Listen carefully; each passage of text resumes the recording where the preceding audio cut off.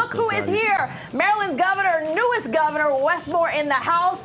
And you, my friends, are in the zone. Don't leave me hanging on TV, though. Never.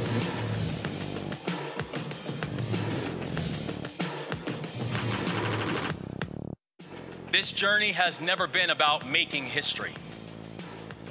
It's about marching forward. According to the Constitution, and laws of this state, and laws of this skill and judgment, diligently and faithfully. We are going to move collaboratively. We want to move together. We want to be honest and transparent amongst each other. And we want everybody in the state of Maryland to know that this is an issue. The issue of public safety is one that we plan on focusing on within our administration. This is a state where opportunities are boundless, but the challenges are undeniable.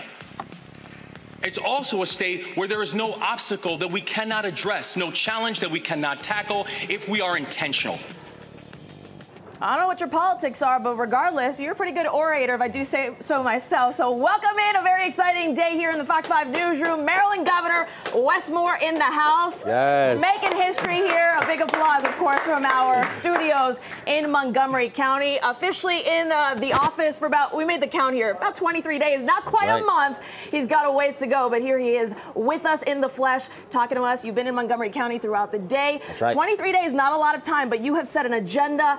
I want to ask you, you have had a campaign, you said that your acts of service are a top priority for you, a veteran yourself, but what really in these last 23 days have you seen is what this state needs? What is your top priority? I think that the state is ready to serve. And the beautiful thing I've been able to see is that all the big priorities that we knew were going to be priorities, whether it's focusing on public safety, whether it's focusing on making sure we can have a 21st century education system for all of our students, whether it's making sure that we can have housing, that the number one driver of poverty is actually unstable housing and housing insecurity.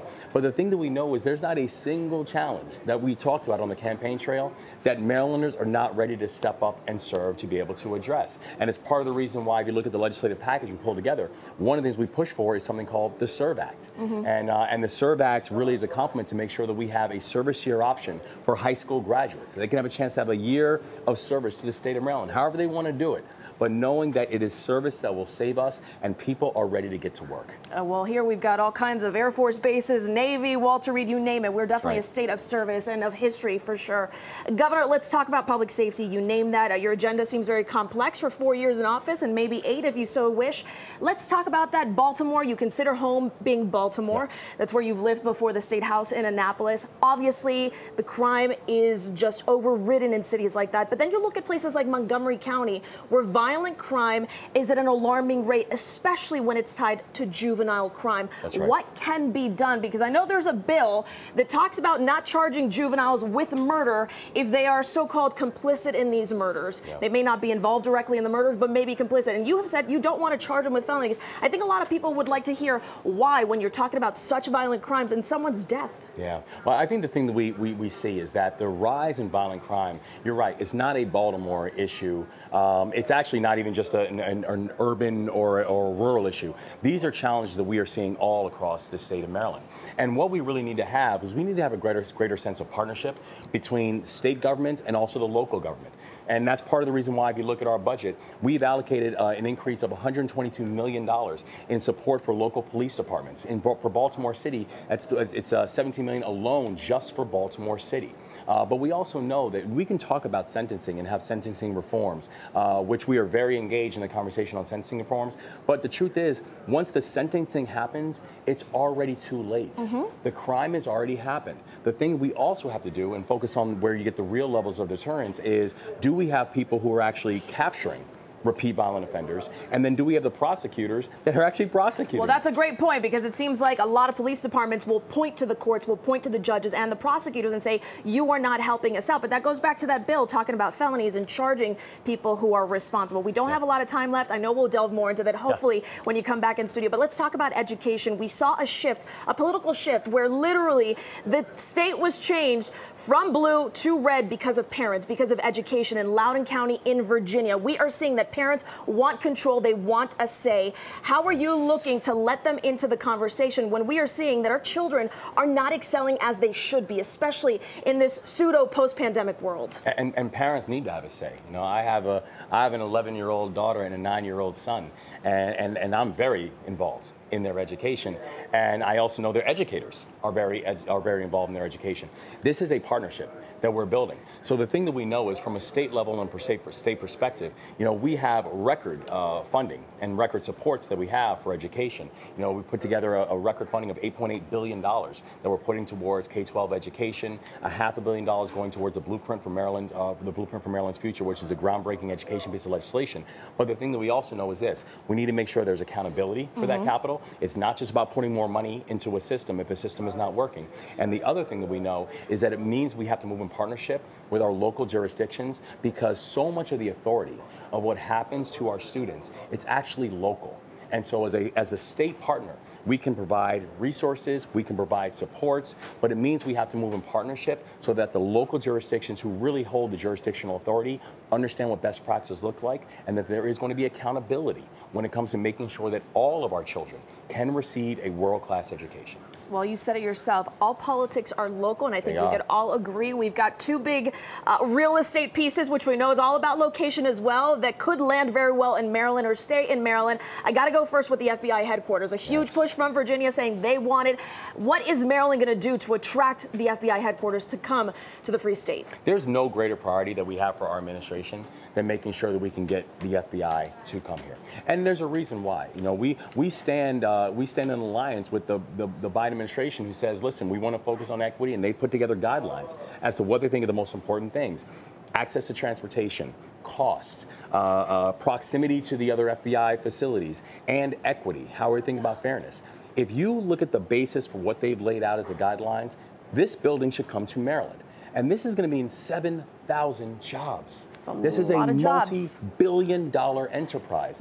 And the idea that that you have Prince George's County, an area that has been historically neglected by the federal government over decades, and it's now between Prince George's County and Northern Virginia. If you look at the guidelines that the federal government has laid out, there is no reason why this building should not be coming to Maryland, and that is why we are taking a one Maryland approach and having a unified approach from the private sector, from our local partners, from our all municipalities, and saying that we all stand behind the idea that this building could and should end up in Maryland. And I imagine that you've got Angela Alsobrooks, the county executive for Prince George's County, on your VIP list on your cell phone, because you also probably want to keep FedEx Field in Prince George's County. Absolutely. Listen, I want the Commanders here. And the thing that they should know, though, too, is you're not going to find a more loyal fan base. You're not going to find a better sports environment, and you're not going to find more energy and excitement about a state than what you're going to find in Maryland. This is Maryland's decade, and the Commanders are going to want to be part of it. I imagine you're saying that as a Ravens fan, but we'll ask you about that a little bit later. Before we go, I have to ask you, a lot of talk about 2024. You've been in office for 23 days, and people already raising your name as a potential Democratic nominee possibility for 2024. We don't even know if the president is going to be running. What do you say to the constituents who voted you in now to the State House in Annapolis that you could potentially be leaving in the next year? I am not leaving in the next year. Listen, the president's going to run, and I'm going to support his re-election campaign. So are you going on the record saying you will not run in 2024? I am 100% going on the record. But I'm also going on the record of saying that not only will I not run, I'm going to support the president in his re-election. And we're thankful for the partnership that he had. I mean, just in the past 2 weeks, the president has been to Maryland twice.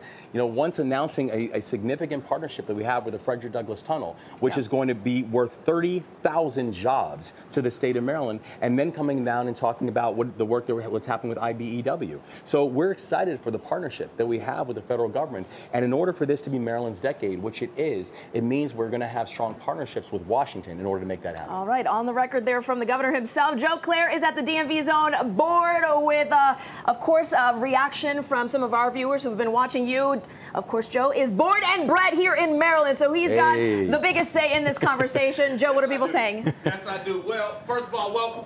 Welcome and welcome again. I am going to put in my application for a part-time job at FedEx Field and at the FBI. I will be working that year. Joe Claire's going to the FBI. But listen, so since I knew you were coming, I put it out there to the Twitterverse about what they wanted to ask you. Let's actually, let's see if we can connect regular constituents to our governor. I want to start with this one right here. This Fox 5 DC, Reese Lansdowne says, will he actually use casino revenue to help fund schools? Because we have the MGM, but we also have casinos in Baltimore. Yes. Is that something that the people of Baltimore can count on from you? Yes, it is. And that's the thing. It's like, I appreciate the question from Reese, because oftentimes we've heard from politicians and we heard from elected officials, oh, this is going to be earmarked, or oh, this is going to be protected, and it's not earmarked and it's not protected. Right. And one thing that we know, and I've been a public servant for my whole life. I just haven't been a politician. Right. So I don't know the game of saying one thing and then not doing something else. If we said it, we meant it. And so we have revenues that are supposed to be specifically earmarked towards supporting our students. That revenue will be there to support our students. Got you. I had another question come in. Somebody actually texted me, what about vets and moving forward and making sure that vets are taken care of from the Veterans Administration standpoint in the state of Maryland? Can you speak to that real quick? Absolutely. And, I'm a vet myself. Right. That's why I asked. Yeah, I first joined the Army when I was 17 years old. I was a paratrooper with the 82nd Airborne Division. Yeah, I served in Afghanistan. And, I've always been frustrated by the idea that we say thank you for your service, and there's never actually anything behind that. Right? We say thank you for your service, and it's always the end of a conversation. But there's no emphasis as how you're actually thanking us for our service. We've actually introduced 2 bills that focus on that, one of which is the Keep Our Heroes Home Act. And we need the legislators to work on that, because basically what it does is it significantly increases the tax exemption on military retiree benefits. Gotcha. Right now, we are not competitive with our neighboring states. And so you have somebody who serves in the military, will do their retirement, and then will leave. The problem with that is the average age of these retirees is 42 years old. They have 1, if not 2 more careers that are coming up. And so they are buying homes, they are starting businesses, they're keeping their families there, they're eating at restaurants, they're paying taxes. But what are they doing? They're on the first thing smoking to Pennsylvania or Delaware or Georgia. They're leaving the state. Our goal, our job right now is to make sure that this is the most attractive veteran state in the entire country. And the Keep Our Heroes Home Act, a bill that I introduced into the legislature, is a core way of helping to get us there. All right, Governor, we know we're keeping you for at least the next 4 years here, whether you like it or not. That's the truth. So Governor Moore here, you got to impress the rest of the state here. I got quick rapid round here for you really quickly. Crabs or crab cakes? Oh, I gotta go. I gotta get this one right. No, come on. I gotta go crabs. And for this reason, if you got to eat quick, okay, yes, go to crab cake. But my best memories are sitting there on an afternoon when you have time with some beer and some crabs. Speaking of beer, Natty Boh or Orange Crush? We gotta go. I gotta go Natty Boh. Yes. I gotta go Natty Boh. Also because Natty Boh, you could drink like 12 Natty Bohs. It's water. It doesn't matter. Old Bay or J.O. Spice? Oh, Old Bay. That's not even Okay. Hey, listen, don't say the people watching are J.O. Spice. Okay, Commanders or Ravens? Ravens. Oh, we know I'll let you slide. I'll let you slide on that. I love my Commanders, but you know what? What about the O's or the Ravens? Ooh, ouch. I'm going to step back. I'm stepping out the way for that one. Baltimore's not watching get hit here. with a baseball. It depends on the season, but you know one thing I love about the Orioles, and I'll say this. This is a team without a single star. But man, they are fun to watch. Okay. They got grit. They enjoy playing together, and I love that about them. Camden, you're a beautiful part, Governor. We appreciate you coming on to the DMV zone. We will have you back. I told him at 223 days, he'll be back here in the DMV zone. That's right. All right, you got it. Promise you that. Yes, indeed. Thanks.